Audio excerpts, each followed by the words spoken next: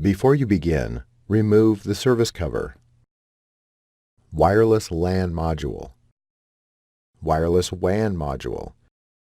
Hard disk drive assembly. Optical drive. Keyboard.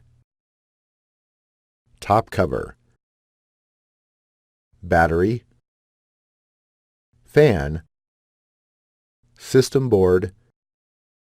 And display panel assembly.